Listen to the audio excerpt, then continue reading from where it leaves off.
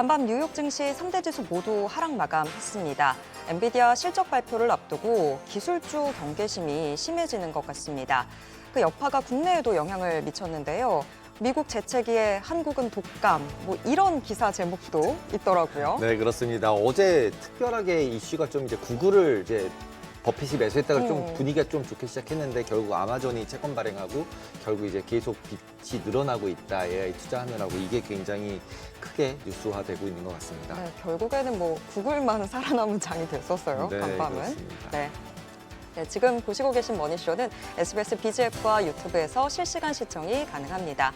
더 많은 국내 주식 정보 받아보실 분들은 카카오톡 채널 머니랩 추가해 주시기 바랍니다. 그럼 오늘 증시인사이트 출연자 모시고 자세한 이야기 나눠보겠습니다. IS앳 이지원 대표 모셨습니다. 안녕하세요. 안녕하세요. 네, 지금 오프닝에서도 얘기를 했는데 우리 증시 지금 독감을 알아도 너무 세게 앓는 것 같은데요. 오늘 시장 어떻게 보셨어요? 코스피가 3% 넘게 빠졌기 때문에 아마 이제 단기 충격이 좀 있으실 것 같고 외국인들이 매도를 했고 프로그램 매도 좀 많이 출회가 되었습니다. 좀 특이한 점은 오늘 이제 주요 종목도 반도체 위주로 기술주 위주로 하락은 했는데 SK 하이닉스를 비롯해서 거래량이 평소 거래량의 절반이 되지 않는 굉장히 작은 거래량으로 급락을 했거든요. 오늘 코스피도 지금 거래량을 보니까 최근 한두 달 사이에 가장 작은 거래량. 그러면 오늘 급락은 했지만 차익 매물이 쏟아져서 급락을 했다라고 보기는 좀 어렵습니다. 그래서 아마 외국인들 매도가 나오는데 프로그램 매도까지 겹치니까 호가 공백. 그러니까 결국은 거래량 없이 급락을 했다라고 보는 게 맞을 것 같고, 그러니까 이런 추세는 차익 매물에 의해서 시세가 좀 전환된다라기보다는 단기적으로 엔비디아 실적 발표를 앞두고 변동성이 좀 커졌다. 이렇게 예측을 하시는 게 좀 맞을 것 같고요. 다만 지금은 매수세가 부족하기 때문에 호가 공백으로 좀 큰 폭으로 내려오지만 차익 매물에 의해서 크게 전환되는 부분은 아니기 때문에 단기적으로 아주 심각한 그런 상황은 아니다 이렇게 좀 보여집니다. 특히 이제 어제를 비롯해서 최근 들어서 계속 이제 기술주들 매도가 나오고 있잖아요. 외국에서 이제 헤지 펀드들이 계속 매도를 한다. 그다음에 이제 피터 틸도 매도를 한다. 소프트뱅크도 매도한다 이런 얘기 계속 나오는데 이게 실질적으로 악재일까요? 그걸 팔아서 뭔가 다른 쪽으로 가는 걸까요? 아마 이제 두 가지 의미가 다 있을 것 같고, 소프트뱅크가 이번에 이제 엔비디아 지분을 대거 이제 청산하는 부분이 또 화제가 좀 되었는데, 사실 그 소프트뱅크가 지난번 엔비디아 그 지분 청산도 어떻게 보면 실패라고 좀 봤었거든요. 그러니까 급등하기 직전에 비중을 크게 줄이면서 한번 이제 비난의 여론이 좀 돌았었는데 이번에는 어쨌든 소프트뱅크에서 엔비디아 물량을 청산하고 오픈 AI에 대한 대투자를 좀 확대하겠다는 부분을 밝혔기 때문에 AI에 대한 전면적인 어떤 철수 이런 것보다는 아마 사업 구조 재편 이 좀 맞을 것 같고 또 한 가지는 엔비디아가 실적 발표를 앞두고 있기 때문에 아마 거기에 대한 경계성 차익 매물도 일부 있을 수 있고 여러 가지 이제 구도 속에서 엔비디아가 과거보다는 AMD나 브로드컴을 비롯해서 중국의 알리바바 하웨이까지 AI 칩을 생산하면서 독점적인 지위는 조금 완화되지 않을까라는 부분과 최근에 그 AI 칩이 여러 군데에서 발생이 되면서 HBM 메모리 반도체와의 관계도 과거에 갑을 관계 독점적 지위보다는 많이 낮아졌다. 라는 부분에서 이익 구조가 과거보다는 좀 줄어들 것이다라는 부분 때문에 아마 엔비디아를 대량으로 보유하고 있는 펀드들 입장에서는 비중을 조금 낮추려도 그러니까 AI 산업에 대한 완전 철수나 전면적인 철수 이런 것보다는 어떤 전략적인 판단에 의해서 비중 조절을 하고 있다 이렇게 좀 보여집니다. 근데 지금 이 피터 틸이 이끄는 틸 매크로가 테슬라 지분도 좀 줄였더라고요. 그건 어떻게 해석해야 될까요? 테슬라 이제 지분 감소는 사실 잘 알려지진 않았지만 올 한 해 동안 많은 헤지 펀드들에서 좀 이루어졌고요. 아마 이제 그 테슬라의 펀더멘털과 관련된 부분에서는 여전히 아직까지 바닥론에 접근을 가능하기 때문에 아마도 중장기 펀드를 제외하고 단기적인 시세 차익이나 다른 연계 상품과 연계되어 들어왔던 펀드들은 일부 비중을 계속해서 올 한 해 줄여왔기 때문에 최근에 이제 테크주들에 대한 매도가 좀 보도가 되면서 이 부분 같이 화제가 되었지 사실은 올 연초부터 계속해서 비중을 줄였습니다. 이제 그렇게 본다면 지금 당장 테슬라에 대한 비중 축소가 지금 현재 일어나고 있는 상황은 아니다. 어떻게 보면 올 연초부터 꾸준하게 발생되었다라고 좀 보여지고, 다만 이제 테슬라가 9월 달부터는 차량 인도 대수가 처음으로 분기 단위로 늘어나는 바닥론에 좀 접근해 있기 때문에 아마도 펀드가 여기서는 리밸런싱 될 가능성이 좀 높아 보이고, 나가는 펀드와 유입되는 펀드가 교차하는 시기로 좀 보여집니다. 그렇게 본다면 테슬라를 긍정적으로 보는 시각과 부정적으로 보는 시각이 교차하는 상태에서 펀드의 유출입이 나오고 있기 때문에 이 부분은 좀 추세적인가라는 부분은 조금 더 확인이 필요하고, 오히려 연초 대비로 본다면 9월 이후에 테슬라 수급은 조금 더 우호적인 상황이다라고 말씀드리겠습니다. 엔비디아 같은 경우 이제 내일 우리나라 시간으로 이제 목요일 날 실적 발표를 하잖아요. 그걸 앞두고 있는 상황에서 지금 이제 수익 실현이 좀 나왔다 이렇게 볼 수 있는데, 특히 지난번에 우리나라에 와서 엔비디아가 또 데이터 센터 우리나라를 지어주면서 26만 장을 주면서 설계도 공유도 하고 AI 제조국으로 바꿔주겠다 이러면서 어떻게 보면 새로운 시장을 연 거잖아요. 이렇게 되면 엔비디아 입장에서는 약간은 좀 그래도 새로운 이제 뭐 매출처가 생겼다 이렇게도 볼 수 있는 걸까요? 아마 이제 그런 부분에서 상당한 노력을 좀 기울이고 있는 것 같고요. 엔비디아가 지난 분기 실적 발표를 보면 그 실적 가이던스에 중동발 매출이나 중국발 매출을 포함하지 않았습니다. 그러니까 거기는 변수가 많았기 때문에 실적 가이던스 자체에 뺐기 때문에 아마 이번 실적이 중동에서 그 실제 매출이 UAE를 중심으로 해서 발주가 되었기 때문에 나쁠 것 같지는 않습니다. 다만 엔비디아 입장에서 보면 신규 시장 개척, 특히 이제 중국과 관련된 부분에서 H20 그 수출이 거의 좌절되었고, 최근에 이제 블랙의 깡통 버전 혹은 최근에 나왔던 저가형 버전과 관련된 부분의 수출이 답보 상태이기 때문에 이번 분기 실적보다도 다음 분기 실적 가이던스에 대한 부담감이 훨씬 더 클 수 있습니다. 그렇게 본다면 뭔가 새로운 신규 시장에 대한 개척에 대한 의지를 표명해야 되는데, 한국 시장은 그런 점에서 이제 쇼윙 보여주기에 가장 최적화되어 있다. 라고 좀 보여지고, 또 한 가지는 최근에 HBM과 AI 칩을 생산하는 회사의 관계에서 엔비디아가 절대적 갑의 위치에서 최근에 SK 하이닉스가 HBM4 가격을 50% 인상안을 통과시켰기 때문에 그만큼 지금은 HBM 혹은 D램과 관련된 부분에서의 공급 부족 현상이 심화되면서 메모리 반도체 입장이 굉장히 격상되었다라는 점에서 한국 시장을 조금 더 다독거릴 필요가 있다라는 관점도 확실히 포함되어 있는 것 같습니다. 그렇게 본다면 엔비디아 이번 실적은 나쁘지 않겠지만 다음 분기 실적 가이던스를 높이기 위해서 한국 혹은 중국에 대한 어떤 비전을 제시하지 못하면은 시장은 조금 부정적인 견해를 밝힐 수 있기 때문에 아마 젠순왕 CEO의 입장에서는 이 부분을 가장 많이 신경 써서 지금은 어떻게 보면 실적 가이던스에 대한 쇼잉을 많이 하려고 하는 것 같습니다.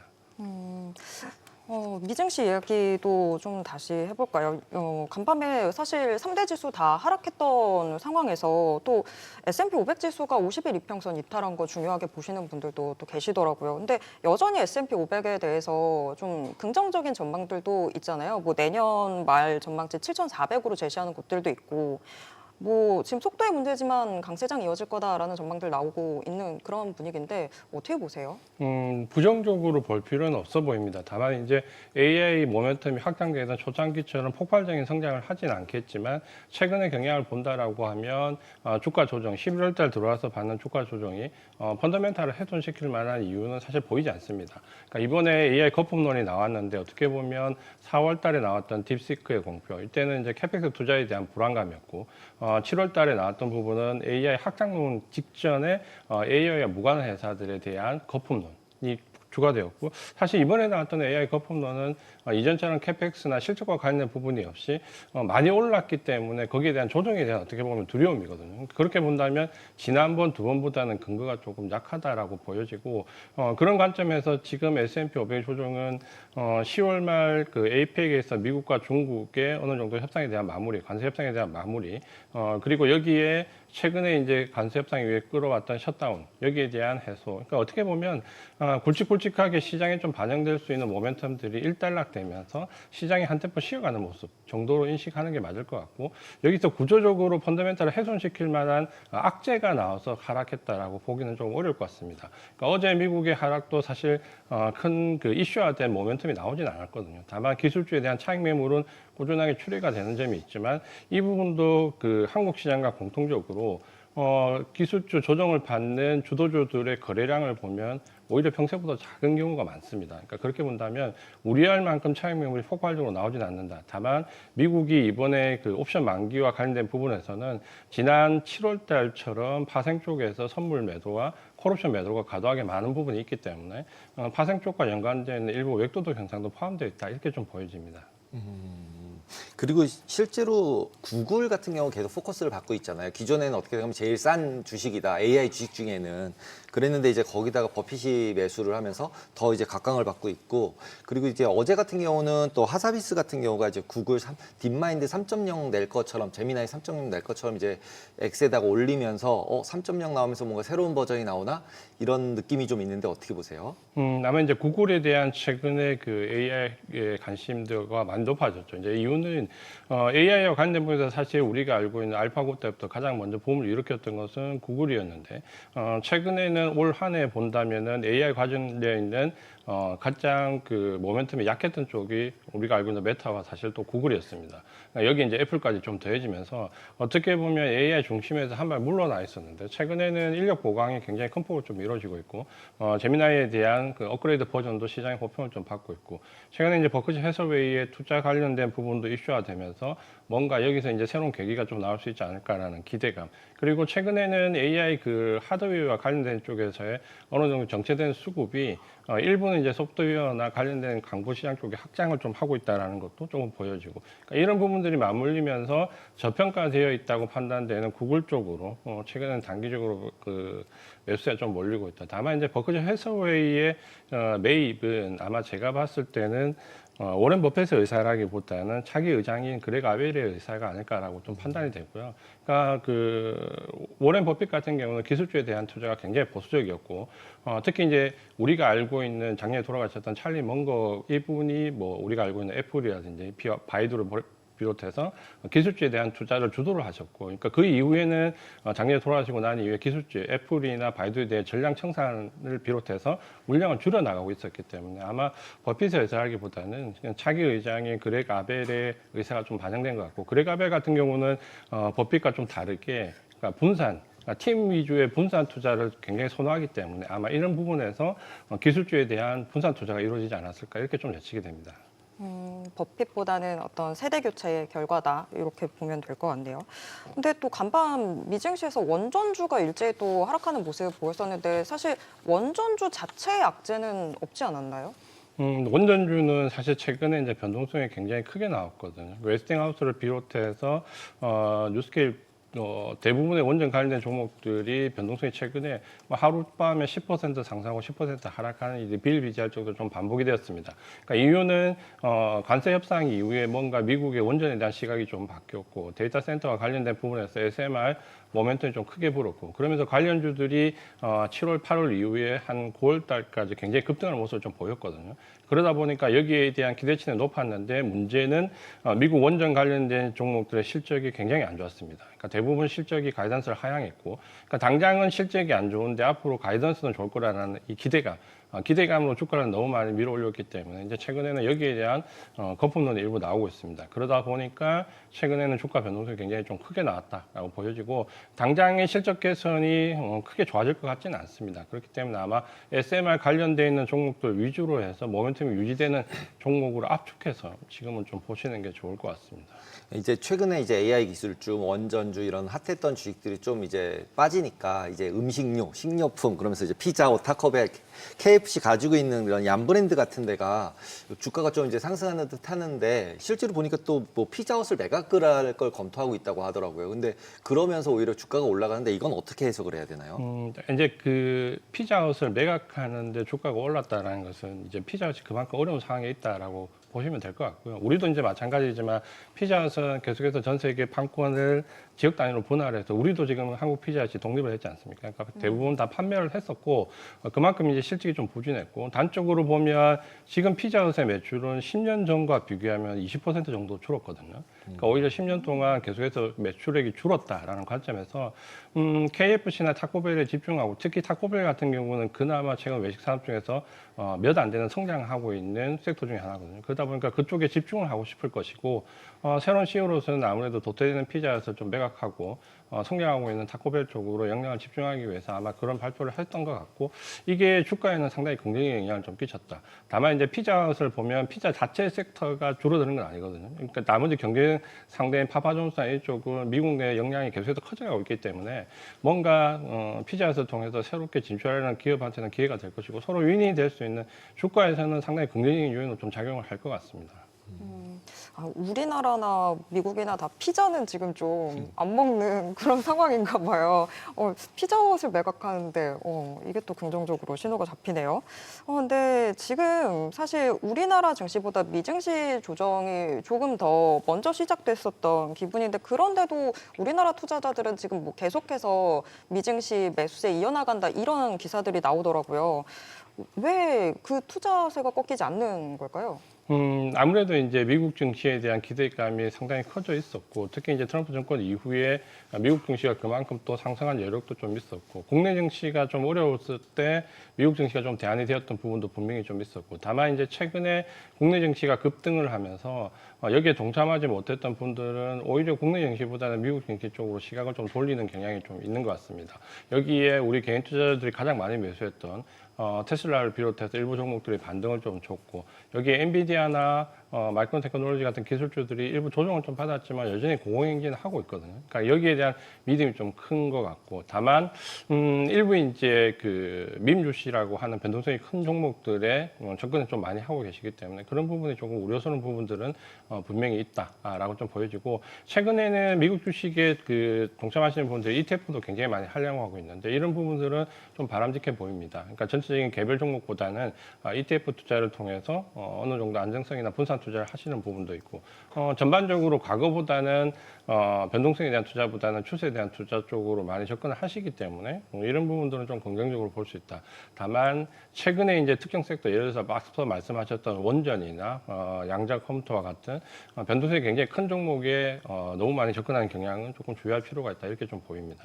특히 우리나라 같은 경우는 이제 아이온큐를 비롯해서 이제 양자에 너무 인기가 많았잖아요. 그리고 조금 아까도 지나갔지만 양자 컴퓨터나 이런 거에 2배짜리 ETF를 사요. 개별 종목 ETF들. 메타이 2배, 뭐 아이온큐 2배 막 이런 걸 사는데 거기다 또 이제 오히려 인버스 사시는 분들까지 있어요. 2배짜리.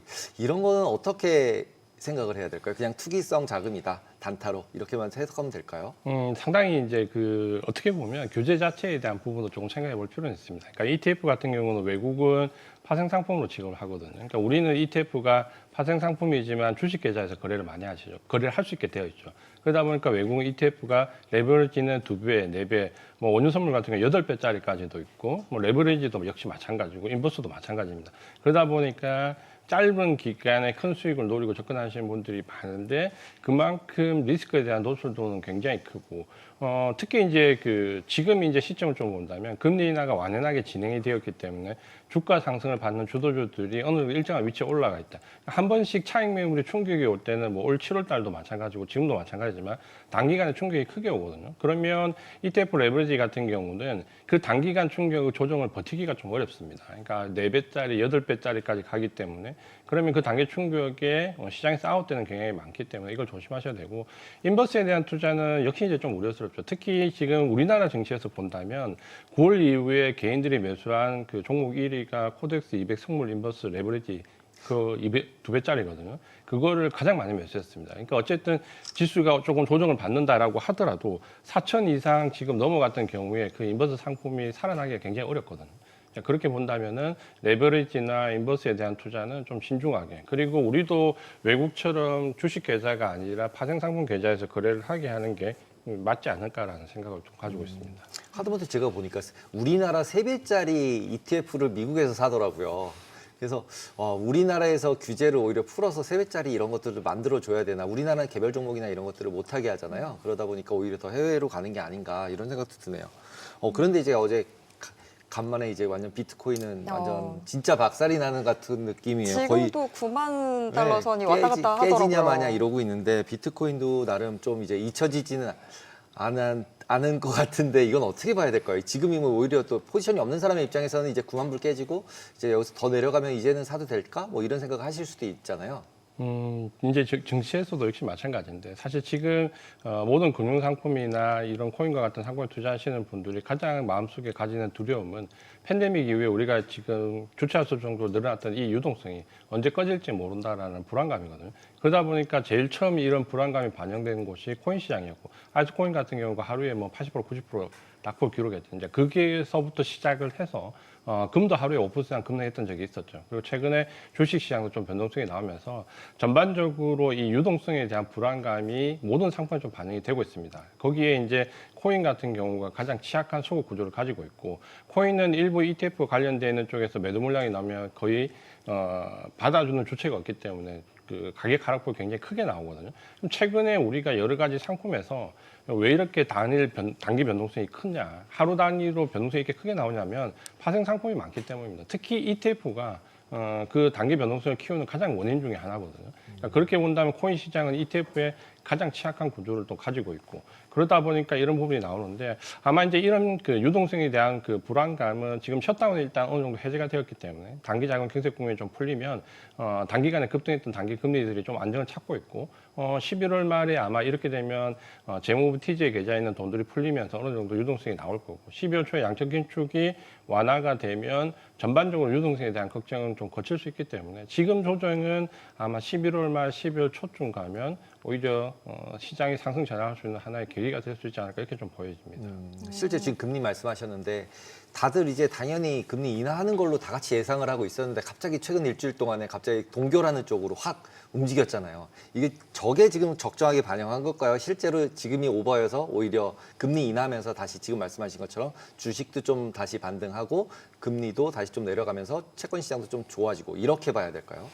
금리 동결론이 그 지난번 이제 지난주 급락 때 한번 나왔고 최근에 패드워치에서 동결이 50%를 넘어가면서 오히려 동결이 더 확대되는 의견이 좀 많아졌죠. 근데 사실 이제 그 FMC 연준의 입장에서 본다면 12월 금리 인하를 하지 않으면 아마 내년 1분기 부담감이 굉장히 커질 겁니다. 그러니까 내년에 오히려 인플레이션이나 고용에 대한 부분이 악화됐을 때 금리 인하하기가 어려운 상황일 때 오히려 12월 달에 선제적으로 인하하는 게 맞지 않았을까라는 부분이 좀 될 수 있고 이전에 우리가 금리를 인하했을 때 그 파월 의장의 발언을 보면 고용이 나빠질 것에 대한 선제적 조치다라는 부분을 굉장히 강조했거든요. 그러니까 인플레이션은 현재 관세에서 나오는 것은 구조적이고 또 길게 이어지지도 않을 것 같다. 다만 이제 고용이 악화되는 것은 우려스러운 부분인데 이건 선제적 조치가 필요하다라는 부분을 본다면 지금 현재 우리가 셧다운 기간에 지표가 나오지 않았기 때문에 그 지표가 깜깜인 상태에서 뭔가 금리가 동결되지 않을까라는 불안감은 아직까지는 저는 좀 불안감일 것 같고요. 아마 파월 의장의 입장에서는 12월 달에 선제적으로 금리를 인하하지 않으면 내년 1분기에 대한 부담감이 굉장히 커질 수 있기 때문에 저는 인하할 가능성이 좀 높다라고 좀 보여집니다. 그러면 실제로 환율 같은 경우도 지금 이제 미국 금리가 이제 강하다 보니까 환율이 또 미달러가 다시 강세가 되고 있잖아요. 그러면 저게 반대로 가면 우리나라도 이제 달러원 같은 경우도 이제 1,450원대 이하로 좀 내려올 가능성도 있을까요? 사실 이제 1,400원, 50원대 위로 올라선 것은 상당히 부담스러운데 이제 역으로 1,400원대 밑으로 내려가기는 상당히 쉽지 않아 보입니다. 그러니까 원화가 강세로 가려면 기본적으로 이제 펀더멘탈 자체가 지금은 GDP가 미국이 우리보다 훨씬 높죠. 미국은 3.8%에 우리가 1%가 안 되는데 GDP 성장률이 미국이 더 높고 금리도 사실 미국이 더 높죠. 근데 사실 우리가 이런 경험을 과거에 그렇게 많이 하지 않았거든요. 과거에는 당연히 우리가 금리가 높고 GDP 성장률이 우리가 높은 상황에서 원화가 강세로 갈 수 있는 펀더멘탈을 가지고 채권 시장이나 주식 시장에서 그 외국인들 자금이 유입된 정도에 따라서 판별을 했는데 지금은 펀더멘탈 자체가 원화가 강세로 가기가 좀 어렵죠. 그러다 보니까 1,400원 밑으로 떨어지기는 좀 쉽지 않아 보입니다. 다만 1,400원, 50원 위로 60원, 70원으로 가는 것은 아마 이제 부담스럽기 때문에 어느 정도 막으려고 한다라고 하면 정부의 구두 개입이나 혹은 지금 채권 시장이 그나마 이제 연초에 대비해서는 스프레드가 좀 벌어지면서 어느 정도 수익권에서 외국인들 접근이 좀 용이한 부분이 좀 벌어졌다는 것과 주식시장에서 최근에는 매도를 했지만 그래도 어느 정도 매수 기준은 전체 유지하고 있는 외국인의 자금 이렇게 본다면 아마 1,400원대에서 계속 공방은 나올 건데 펀더멘탈적으로 본다면 그 아래로 좀 내려가기는 어려워 보입니다. 이번 주가 사실 좀 뭐 미증시가 굉장히 시험대 위에 올라 있다 이런 분위기인데 뭐 엔비디아 실적도 있겠고 지금 저희가 가장 투자자 입장에서 좀 주목하고 대비해야 될 부분들 어떤 게 있을까요? 일단 이제 엔비디아 실적이 가장 중요할 것 같고요. 실적은 나쁘지 않을 거고 가이던스도 아주 나쁠 것 같지는 않습니다. 다만 이제 시장의 그 기대치를 충족을 시키느냐. 못 시키느냐 이제 그 부분이 좀 중요할 것 같은데 예를 들어서 충족을 시키지 못한다 하더라도 그 여파가 오래 갈 것 같지는 않고요. 그러니까 우리가 AI 거품론이라고 얘기하는 부분은 크게 보면 캐펙스에서 뭔가 문제 투자에서 어떤 변화가 오거나 혹은 실적 가이던스가 하향되거나 두 개 중에 하나는 나와야 되는데 지금은 그런 상황은 아니거든요. 그러니까 이걸 지금 당장 거품론이라고 생각할 필요는 없다라고 좀 보여지고 여기서 이제 어느 정도 금리 인하에서 가장 큰 주된 점은 주도주가 잘 바뀌지 않는다는 것과 소형주보다는 대형주, 가치주보다는 성장주가 월등히 수익이 과거에도 좋았거든요. 그러니까 지금은 어떻게 보면 전형적인 금리 인하 시기에 주가 흐름을 보여주고 있기 때문에 이런 구도는 상당 부분 이어질 수 있습니다. 여기서 우리가 AI 관련되는 종목들이 조정을 받을 때 그 대안을 찾아서 경기 소비재나 필수 소비재 쪽으로 전환을 한다면 오히려 저는 더 곤란한 상황이 오지 않을까 싶고 조정을 받는 AI 종목 중에서 가장 좀 주도주를 압축해서 예를 들면 지금 실적이 가장 뛰어난 메모리 반도체나 전력기기 쪽으로 오히려 AI 종목에 대한 그 주도주를 좀 압축해서 보는 전략이 저는 좀 더 유효하지 않을까 이렇게 판단하고 있습니다. 네. 젠슨왕 CEO 원래도 말 잘하니까 또 가죽 자켓 입고 시원하게 말 좀 해줬으면 좋겠네요. 네, 오늘 말씀 여기까지 듣겠습니다. 고맙습니다. 맞습니다.